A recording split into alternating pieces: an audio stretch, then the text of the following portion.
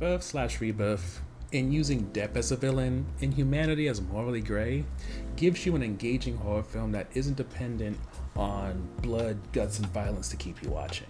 So, to summarize the film, Celie is a nurse and single mom who, via IVF, has a child.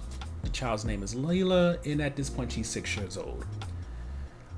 But unfortunately, after seemingly something that happened at daycare, or maybe something that Celia brought back from the hospital, Lita contracts bacterial meningitis and she dies. Into Dr. Rosalind Casper, who, since their mother died, has been working on ways to reanimate people. She brought a pig back to life so far, and she decides, since Leela has enough similarities to the type of fluids that she has used in order to revive a pig, but now she wants to revive a human, Leela's going to be her next subject. At first, Celia isn't aware of what Dr. Caspar is doing, but between confronting the hospital and where they send bodies, she knows something has happened.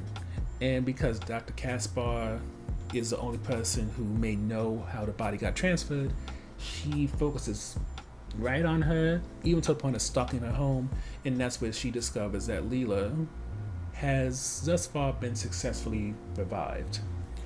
But being that Dr. Caspar isn't a mad genius and has figured out a way to make Leela live forever, there's a lot of desperation between Dr. Caspar, who wants results, and Celia, who wants her daughter back, that leads to a lot of morally gray and unethical things in order to hope that eventually Leela may truly be alive and be the girl that Celia so dearly loved.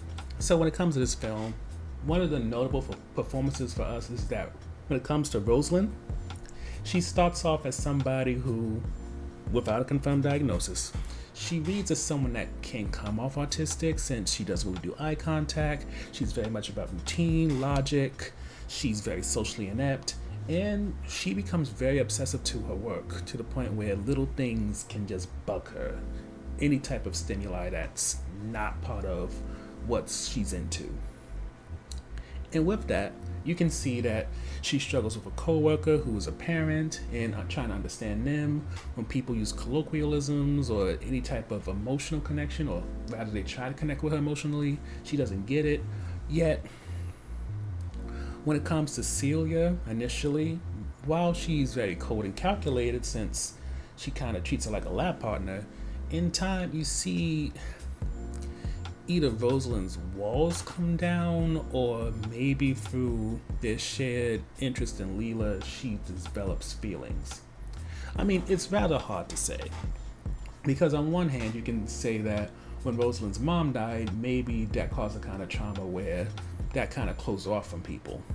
Yet at the same time, it could also be that whole autistic thing, and with that in mind, as she builds a connection with Celia beyond, just wanting to share success of bringing Leela back to life, maybe that bond is what she's longed for and needed.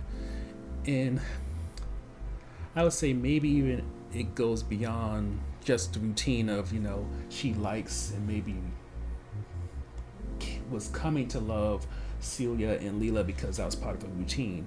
Since it does, I'm trying not to do too much in the way of spoilers, even though I know I say everything that we do has spoilers, but I just think that as you watch her go from this cold and calculated person to someone who seems to be able to express feelings in a way that doesn't feel like she knows the script and is just reading off the script, but she's truly like understanding, like her co-worker with his son, and just trying to be friendly and isn't this cold, calculated, but I wouldn't necessarily call her a bitch, but it's just something that kind of drives you in a way to recognize that when it comes to horror, even when it comes to Shudder, which is sometimes very hit and miss, you can really have the type of performances that remind you that this genre is way too often overlooked.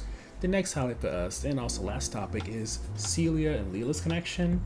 And I'm not gonna say that their connection is lesser than Rosalind's growth, but I don't think you can really replace, compensate, or eclipse Celia and Leela's connection. For it's what's supposed to drive the film, you wanting this little girl to come back to life. And thankfully, we're given enough time in the early parts of the film to get to know Leela and see her relationship with Celia. And one moment that really warmed my heart in a way is when Celia and Leela are going home. Leela whispers to her mom that she has a secret for her, and the secret is that she wants attention. And it's in that and seeing Celia put her phone away so that she can hold Leela while they're on the bus going home. It's a sweet moment that really kind of gets you in your feelings, and it makes it so that when you see Leela's separation anxiety, or when she's happy to see her mom and starts doing like a lot of kids do and start talking about random subjects like how much she likes spiders, you are given more than enough to not only have this relationship be established, but to even start imagining all that's unseen and unsaid. So that when Leela is brought back to life, at least in the form of not being on a ventilator, and there's some potential for her maybe getting to grow up again and maybe, going through the process of learning how to speak again, to eat on her own, to walk, you get just as excited as Celia about the idea that this 6-year-old could possibly grow up and she can be with her mom, and now this extra woman who's keeping her alive but is also bonding with her. And